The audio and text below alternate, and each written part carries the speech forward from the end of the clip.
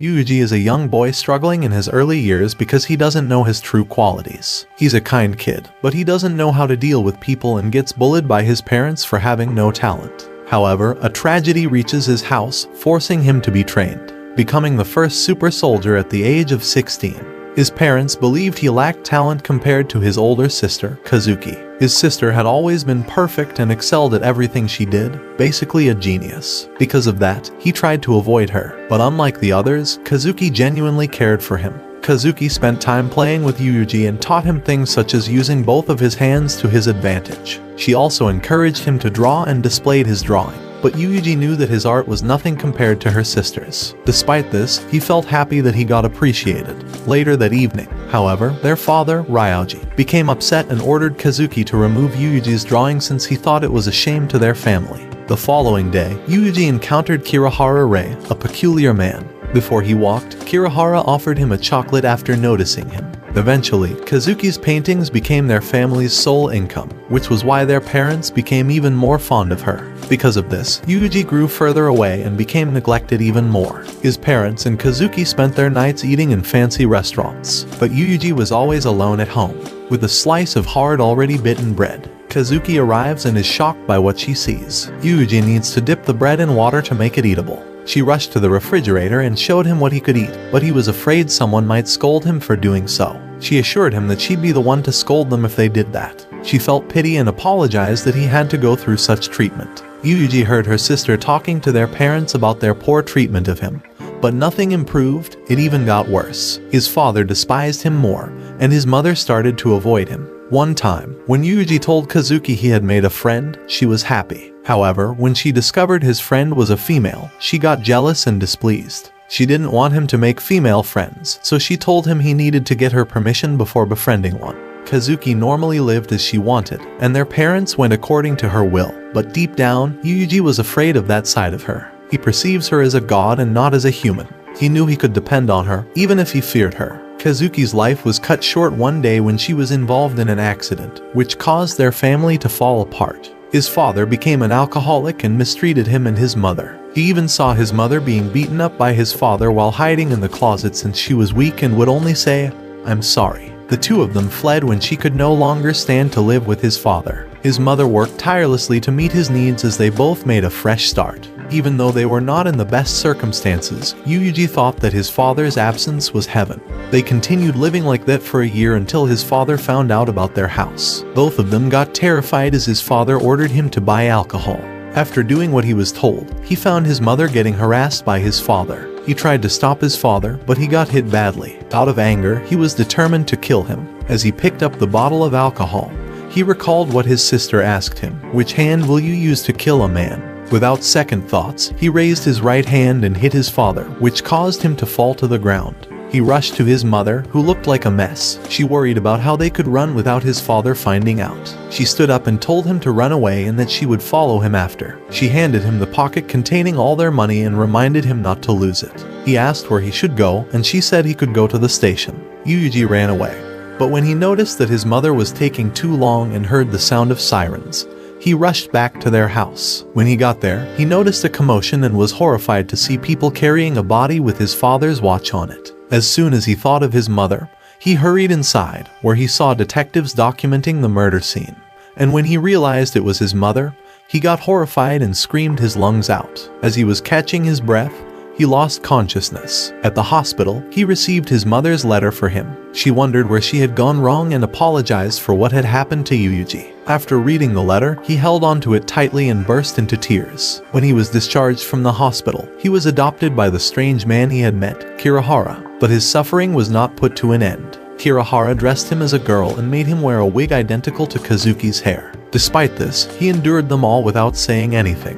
One night, a man attempted to harass him, but he killed him. Kirihara found out about it and was impressed by what he did. He believed that Yuuji possessed something people should have, so he brought him to his training camp to make him a useful tool.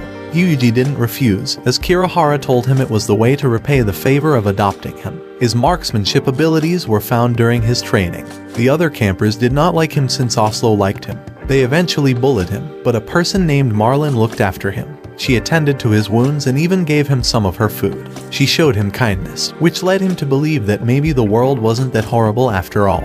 The graduation exam day came when they were assigned their final test. To pass, he needed to kill or incapacitate his opponent.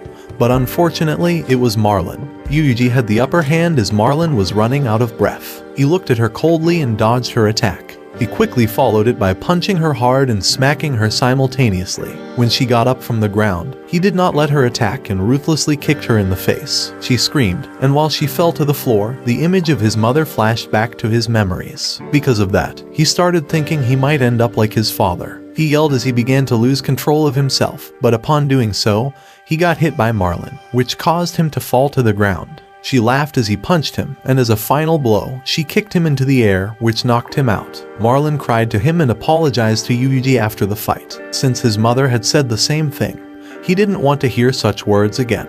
He felt helpless and weak. That was the last time he saw Marlin, as she passes away in her first job. After 2 months, Yuuji was given an actual mission to determine whether he would graduate. He was tasked to assassinate people, which he found simple. The CIRS tried to investigate those cases, but they only knew that he was a mysterious boy since they couldn't find a lead about his identity with their investigations. But the mystery was put to an end during the night of the CIRS operation, where they infiltrated Oslo's residence and found Yuuji. Yuuji was discovered by Asako in an underground tunnel while he was tied up and ended up being rescued by her. Asako had taken care of him and their home was in the woods. He spent his days staring into nothing. Thus their first few days were not nice. He met JB there, who was Asako's friend and co-worker. Asako decided to bathe Yuuji as she was conversing with JB. However, they found several bruises and scars all over his body. Asako offered him food after learning that he was nothing more than skin and bones. They were interrupted while eating when Yuuji yelled out of nowhere after killing the fly on the table. He puked as his past traumas came back. Over time, Asako and Yuuji got along with each other. She gave him a dog which he named John. He became fond of John, which made him happy despite his traumatic past. Asako began training Yuuji. She taught him to be fast, use his strength the right way, and read books to gain wisdom. He also learned that she worked for CIRS, a Japanese-American anti-terrorism organization. The next day, Asako taught him how to shoot his target accurately, and promised to give him a prize when he hit it. Fortunately, he hit the target, and when they got home, he saw a large case on the table. Asako told him to open it. He found a gun. Yuuji got excited and picked up the gun to try it. She takes Yuuji for a hunt, but when they got into the woods, he struggled to kill the deer as he was haunted by the past again. Then again, Asako let him be as she told him he was just a kid. Yuuji heard John barking in their house the next day. He looked around to see if Asako was back, but he was terrified when he saw that a bear had broken into their home. He rushed to get his gun, but when he gets back, he sees a lifeless John hanging on the bear's mouth. He aimed the gun toward it but still struggled to fire at it. As he kneeled on the floor, he called John's name, and once again, he chased after the bear by following the blood tracks of his dog. While chasing it, he was determined to get John back, as he treated him as his family. When he saw the bear, he tried to aim again but slipped into the snow and accidentally fired the gun somewhere else. The bear noticed and attacked him while he was only left with a knife. He tried to stab it, but the bear was so strong that it swung his knife in the air effortlessly. Slowly, he was getting scared of it, and the voices in his head encouraged him to kill it while he had traumatic flashbacks. He grabbed a stick in his hand and stabbed the bear in the eye. He was about to fire his gun. He spotted the bear's children and knew that it was going to feed John to them. At that point, he began to lose hope and wondered why his dog was becoming a bear's prey. He notices the bears slowly eating his dog, and he wept and threw up. While shouting and asking why, he pulls the trigger on his gun. He returned to the house while carrying John's collar, and Asako greeted him. She asked him if it was a bear and he revealed that he couldn't kill it. He started to cry as he felt useless, but Asako embraced him and told him he was fine just like that, which made him cry his heart out. After burying John's collar, Yuuji told Asako that he was sick of being a coward and wanted to be strong like Asako to protect his loved ones. She believed that because of Yuuji's past, he was designed to kill, which she wanted to prevent. She told Yuuji that he couldn't kill because of what she taught him, which would be the safety pin that he would only pull in critical situations. He wouldn't be allowed to kill someone unless she told him so. She also taught him that he wouldn't be permitted to die an honorable death unless he saved 5 people. At the end of her lecture, she told him that he must become a man who can pull the trigger without hesitation to save others, not for his own sake. One day, while Asako was resting in bed, Yuuji took a phone call from her work. According to the call, it was an urgent job for Asako, but she couldn't go. So, he went out to take to the job for her place. Some other day, Yuuji found JB and Asako arguing as JB discovered they switched places in Asako's job. JB argued that Asako was treating him like Oslo did, but he told her that he was doing it out of his free will, and that it was his way of paying her back. Asako asked if he wanted a license to work, and he agreed. Yuuji went to America to attend a naval training academy. In the academy, he met Danny, who eventually became his best friend. He also met Agnes, the army captain in charge of their training, known to be strict. However, she gave Yuuji special treatment since he was Asako's student. During their training, Yuuji was mistaken to have a false report for hitting all the targets. But Agnes backed him up and told the sergeant that he had unique marksmanship talents. Yuuji was assigned to a combat platoon. During the final exam, Yuuji was grouped with Danny, Millie, and Robert. While the group was walking in the forest, Danny saw a huge bird they could eat. Yuuji volunteered to shoot it, but after killing it, he vomited. He thought he already had tolerance for killing living things, but he was wrong. One night, while they were resting, Yuuji detected the arrival of enemies, and they prepared for an ambush. He threw up every time he shot the enemies. The group noticed it and told him to hang on. However, he came to realize that he needed to get back on track and assured them that he could still fight. They decided to counterattack the enemy. Yuuji closed his eyes to realize that his comrades were out there fighting. Danny called him a friend. Millie relied on him more than anyone. Robert stayed instead of wanting to run away, and Edward respected him. Yuuji's mind that the enemies weren't human but bad guys in green. He has to choose whether he would let his friends be killed or pull the trigger. Yuuji opened his eyes, more enlightened than before. He pulled the trigger and killed one of the enemies, followed by another. He was sick and tired of letting people he valued die while he was unable to do anything. That night, he told himself that anyone who wanted to take something precious to him would be his enemy. Yuuji got used to the battlefield after 2 months. He continued to fight with his group until their mission ended.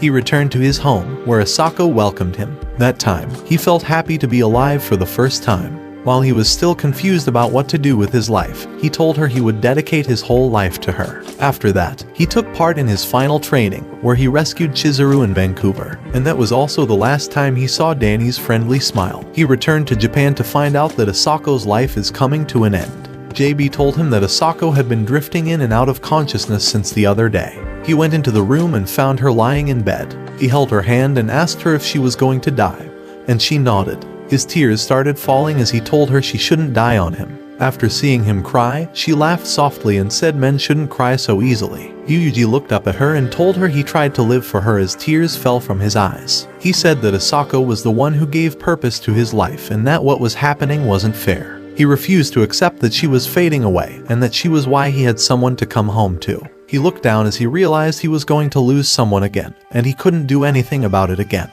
He began to ask what would happen to his future without her. JB told Yuuji that Asako probably wouldn't be able to make it at the end of the day. He spent his time beside her bed while she talked about stars. She laughed softly and told him she was getting tired, so she asked if it was okay to go to sleep. He closed his eyes and gave her permission, where he wished her sweet dreams. After that, she never woke up again. After living a life where he was abused and forced to watch his loved one's final breath, Yuuji tries to look for meaning in his life, just to find out that everything was caused by a person from his past. After losing his guardian Asako, Yuuji spent his nights alone in their house. He wondered where people go when they die and if he would be able to see her again once he died. But then, he remembered her words, that he wasn't allowed to die unless he saved 5 people. Yuuji moved to JB's place to prevent him from thinking of pointless things. One night, he remembered Asako's advice to discover and understand the things that interested him during a trip as it would expand his horizons. So he went on a trip as his way to cope with her death. Throughout the journey, he realized that he needed to live his youthful days.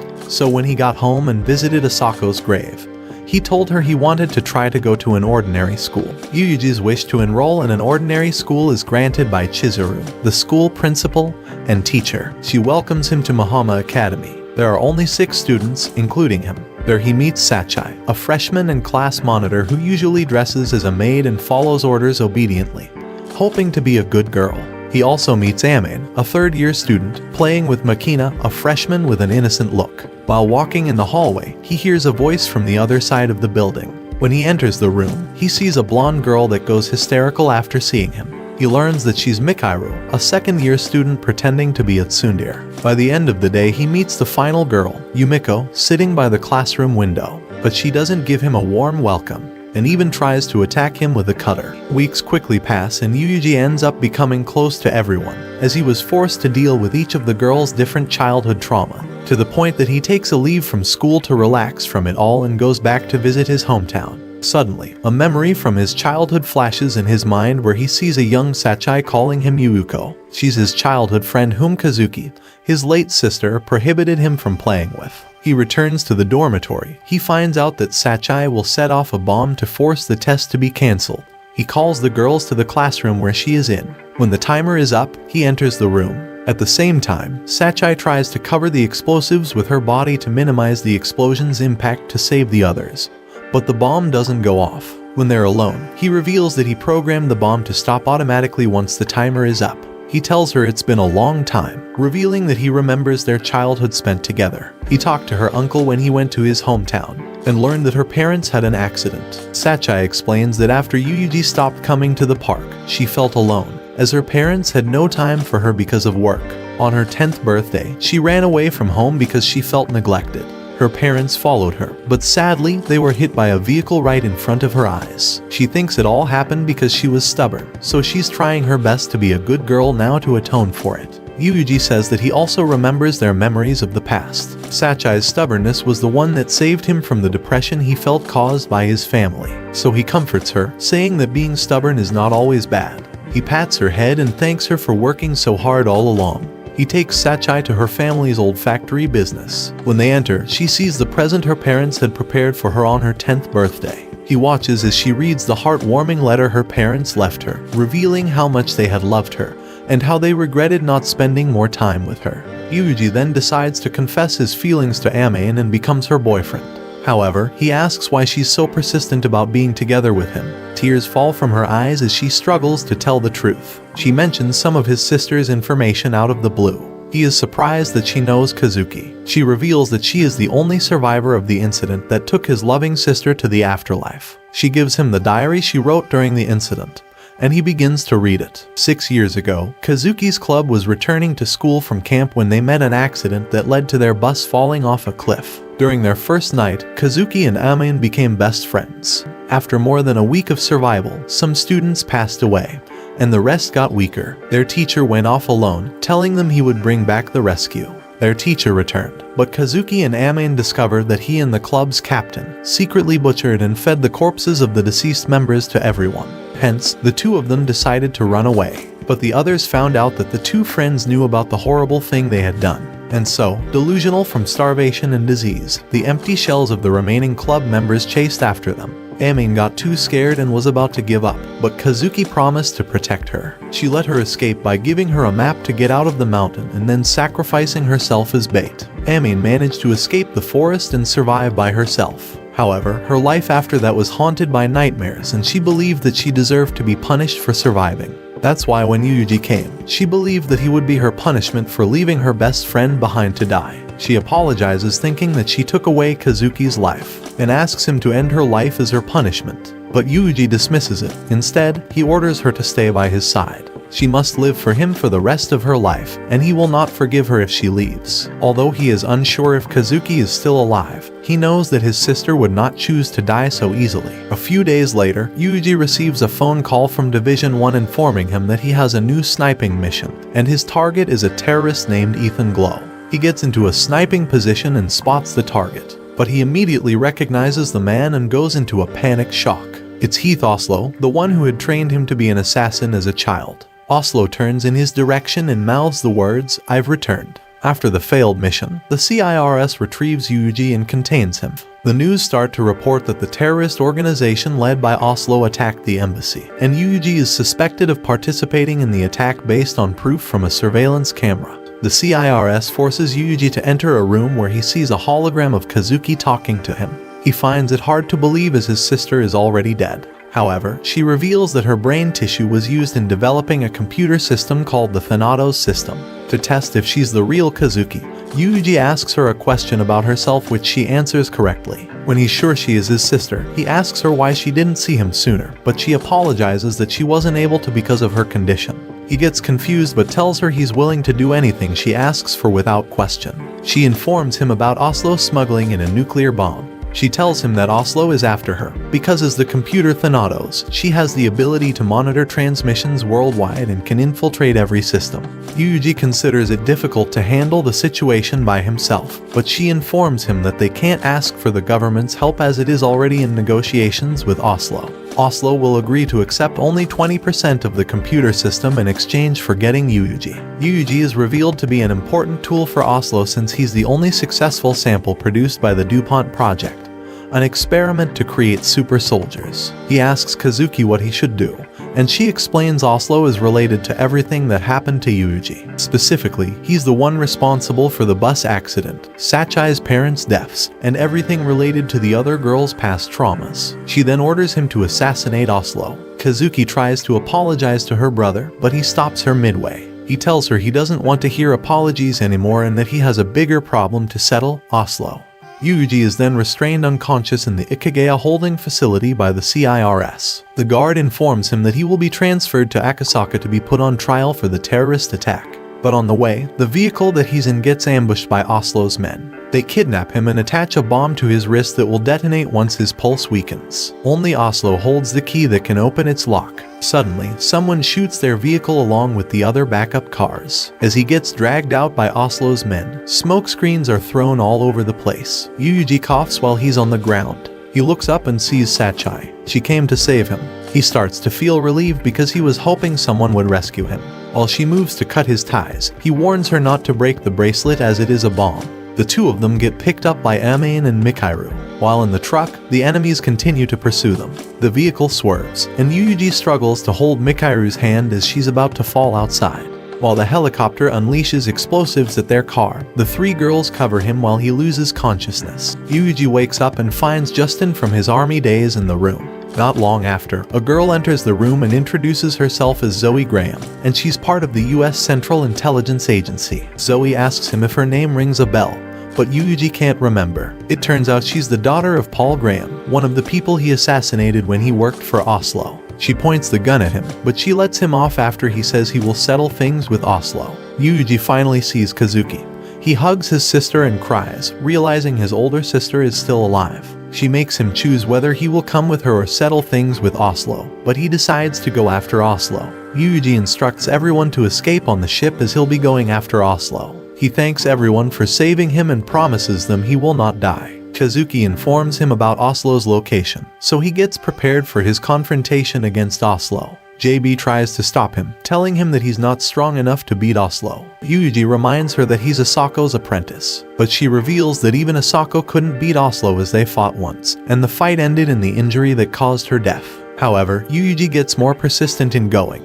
Knowing that Oslo had killed the most important woman in his life, Yuuji infiltrates Oslo's ship and assassinates Oslo's men one by one. He swiftly moves forward through the fire and stabs them mercilessly. He uses one of Oslo's men as a decoy and pretends to be a corpse. When Travis, one of the men, takes the bait, he gets up and stabs him with his knife. Not long after, he hears Oslo's voice from the intercom.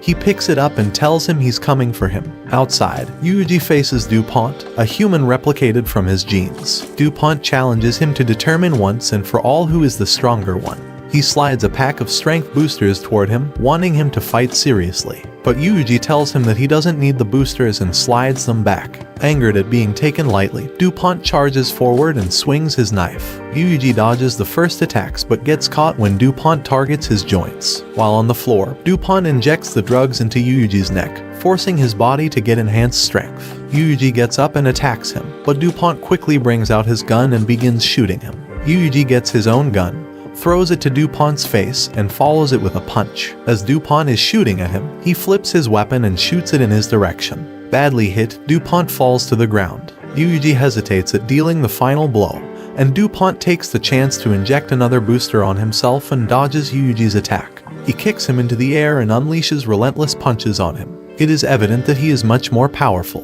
Yuuji's energy is wearing out, unable to defeat his opponent, so he has no choice but to inject another booster dose. With a new surge of strength, he quickly attacks DuPont while targeting his wound. He picks up his knife and brawls with him. He gets multiple injuries from DuPont's fast movements, but after remembering a memory of Asako urging him to fight, he gets up and continues to fight for his life. As DuPont advances on him, Yuuji catches him and stabs his torso, ending the battle with victory. Yuuji enters Oslo's room. As Oslo tries to catch up on old times, Yuuji ignores him and swings his knife forward, but Oslo dodges it.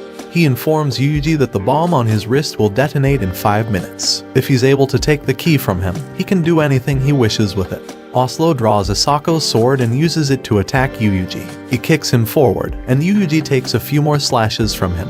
Oslo tries to persuade him to return to him, but Yuuji's strength is faltering, and he swings his knife in the air mindlessly. Oslo regrets not being able to take Yuuji back alive, and runs the sword through his stomach. Yuuji vomits blood, but he hasn't given up. He moves forward through the blade until he's closer to Oslo. He tells him he doesn't need a gun or a blade to kill someone. He picks up a ballpoint pen and stabs Oslo in the neck. As Oslo starts to convulse from the fatal stab, Yuuji tells him that he's the one who taught him how to do that and that he will be joining him shortly in the afterlife. Yuuji uses Asako's sword as his walking aid while finding his way out, but his vision gets blurry and he's weak from his wounds. Suddenly, an image of Asako flashes in his mind telling him to live. He remembers the promise he made to the others to not die, and musters all his remaining strength to reach outside, telling himself he must get home alive. But suddenly, the ship explodes. 2 years later, we find out Yuuji is still miraculously alive, and he's peacefully living on a private island with everyone dear to him.